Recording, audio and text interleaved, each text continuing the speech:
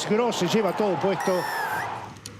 El gobierno sigue buscando el apoyo de las provincias para lograr la aprobación en el Congreso del presupuesto 2026 y las reformas, por supuesto. Además, el Ejecutivo reordena el organigrama del gabinete. Para analizar la semana política estamos en comunicación con Gustavo Marangoni, analista político. Hola Gustavo, buenas noches.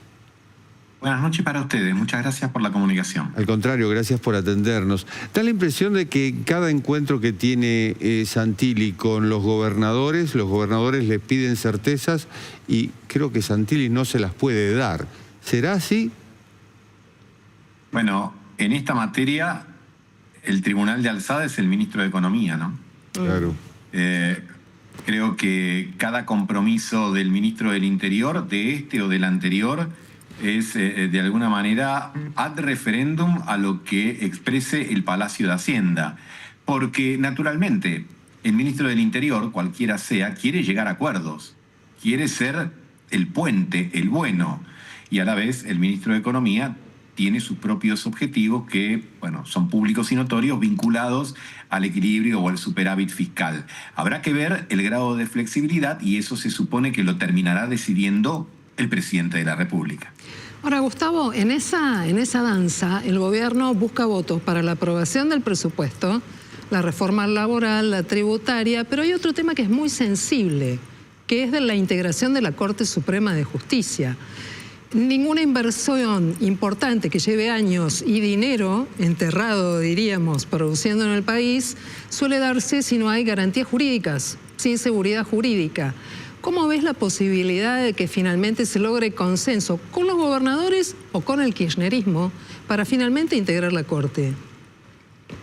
Creo que si los nombres, o particularmente, Silvina, el nombre que en principio propondría Fuerza Patria es el que es, le va a causar más dificultades puertas adentro a Fuerza Patria que al gobierno. Te estás refiriendo a la senadora Anabel Fernández Sagasti, militante de la Cámpora también, ¿no? Exactamente. Al margen de sus cualidades personales, etcétera, me parece que esa designación puede terminar generando algún tipo de, vamos a decir así, de movimiento tectónico, de fractura en el bloque de senadores y quizá también termina de decidir alguno en el bloque de diputados. Como decían en aquella vieja película, nada personal, cuestión de negocios. Un cargo en la Corte Suprema es algo muy importante, muy apetecible desde el punto de vista político, pero probablemente también el hecho de que sea alguien tan identificado, en el caso de ser la última propuesta, ¿no? En el caso de ser la última propuesta, ¿por qué señalo esto?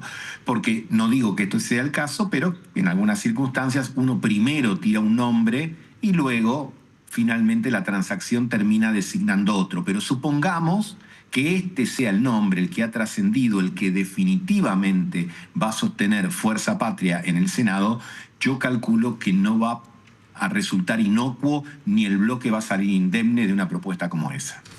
Y me faltaría uno. Sí, pero ese es el que propone el Poder Ejecutivo, y en el Poder Ejecutivo manda el jefe. Ahí no van a tener problemas. Si el presidente de la Nación dice mi candidato es el que es, bueno, de hecho se encolumnaron prácticamente casi todos cuando era alguien más controversial, mucho más ahora cuando se supone que es alguien no tanto, por lo menos como el candidato anterior. Gustavo, no puedo pasarlo por alto. Cuando dijiste el jefe pensé que también era un tema que manejaba Karina Milei. Bueno, pero, a ver, está muy bien, pero te diría... hay un enorme poder concentrado en las manos y las decisiones de la Secretaría General. Yo no dudo que la Secretaría General tiene poder, pero el último ratio de ese poder es el presidente de la República. A un presidente de la República personalista, y podríamos recorrer a lo largo de la historia argentina y probablemente también de la historia universal, siempre le resulta funcional tener en su cercanía lo que a veces se dice el policía bueno, el policía malo, ¿no? Alguien que le ayude a descargar determinadas atenciones. En este caso, bueno, no solo es la secretaria general de la presidencia, sino es su propia hermana. Pero creo que el Milei que más sorprende es el Milei político.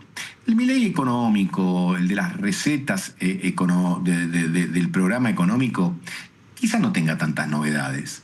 Pero este Milei que ejerce un liderazgo de manera fuerte, de manera muy asertiva, de manera muy vertical, me parece que es el que llama más la atención, es el que decide cuándo poner el pie en el acelerador y cuándo no. Después, aún este tipo de esquemas tienen, miren, un viejazo, no es que yo lo haya vivido, pero lo estudié. Perón decía, los hay combativos, los hay contemplativos, ¿no? Menem tenía los rojo punzó, los celestes, pero siempre el responsable último es el presidente de la República. Siempre. Bueno, es el que pone la firma al fin y al cabo. Es un momento, digamos, positivo para ingresar la reforma laboral, sobre todo por la debilidad de la CGT en este momento y porque tengo entendido que el peronismo va a tener su propio proyecto de reforma laboral. Bueno, uno supone que cuando un gobierno gana una elección tiene un oxígeno que antes no tenía. Eso se aplica en todos los casos, pero sobre todo en el de este gobierno, porque hasta semanas previas a la elección se suponía que venía para atrás y de repente tuvo un resultado favorablemente sorpresivo. Ahora, tenemos títulos y en esto hay que ser muy prudente. Reforma laboral. Cada uno se imagina la reforma laboral que quiere. Lo que no tenemos es el articulado de la reforma laboral. Claro. Lo propio podríamos decir con la reforma tributaria, lo propio podemos decir con el acuerdo comercial con los Estados Unidos, lo propio podemos decir con el swap con los Estados Unidos. Entonces, cuando se discuten títulos, crece el discurso ideológico y decrece el discurso respaldado en la evidencia. Supongamos que ustedes me interrogan a mí sobre el tema de la reforma laboral y yo les digo, esto es una barbaridad, es terrible, va a conculcar los derechos de los trabajadores. Y ustedes me dicen, Marangoni, ¿sobre la base de qué lo dice? Y yo les tendría que ser honesto y decirle, y bueno, sobre la base de mi preconcepto, del prejuicio que yo tengo respecto del gobierno, pero no del articulado, porque no lo leí. Pero no es que no lo leí yo. No lo leyó nadie. Inclusive los que apoyan. Dicen, no, qué bárbaro, qué bueno, qué necesaria es la reforma laboral. ¿Qué reforma laboral sería la necesaria si no tenemos el articulado? Entonces, la política permite este tipo de circunstancias, donde había un programa cómico que decía, hablemos sin saber, ¿no? Bueno, hablemos sin saber.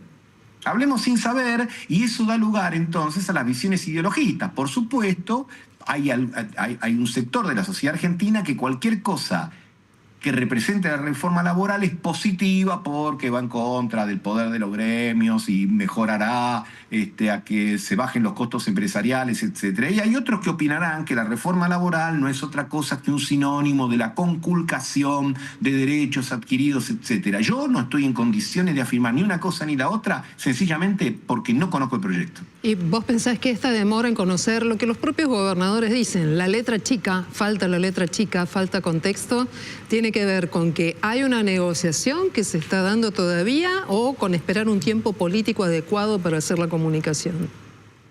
O porque lo están terminando de redactar, probablemente sea cuestiones de negociación, etcétera, pero también es porque lo estén terminando de redactar. En la Argentina, y no es una situación privativa de esta administración, se anuncian apresuradamente los proyectos y los títulos y después se ve el articulado, ¿no? Entonces, cuando vos hacías referencia recién a la letra chica es lo más importante. Claro. Si vos vas al banco mañana y pedís un préstamo personal, un préstamo hipotecario, no firmás primero y lees después, o al menos no deberías hacerlo. Decís, che, ¿cómo es esto? Sí, está bien. ¿Cuánto tengo que pagar de interés? ¿Cuánto van a ser las cuotas? ¿Y qué pasa si me demoro?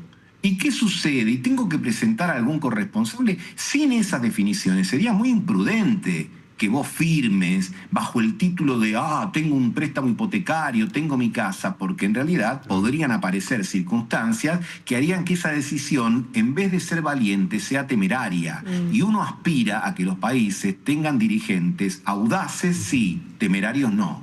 Ahora, cuando surgió el tema este de la reforma laboral, la antigua CGT, o digamos el triunvirato anterior, dijo que ya estaban pensando en un paro. Pero me sorprendió que este fin de semana varios empresarios importantes, también hayan dicho que es importante la reforma laboral, pero evidentemente sin la letra, como bien decís. A ver, uno piensa en reforma laboral. El presidente ha dicho algo, por supuesto, es un genérico, pero ha dicho algo, dice, esto va a regir de aquí en adelante, de ninguna manera va a afectar derechos adquiridos existentes. Bueno, si ese es un principio, no podría decir fenómeno, es un punto de partida, pero asimismo no sabemos específicamente a qué se refiere. Saco el todos.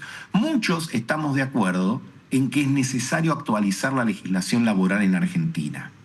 Ahora, probablemente, en el cómo y en el sentido y en la dirección y en la velocidad puedan aparecer las distintas posiciones que no convierte a unos en, no sé, entregadores de los derechos del trabajador o a los otros en defensores de privilegios. Una discusión seria supone decir, a ver, dame el proyecto, a ver qué dice, a ver, por ejemplo, un tema importante, ¿va a tratar a todos los sectores por igual?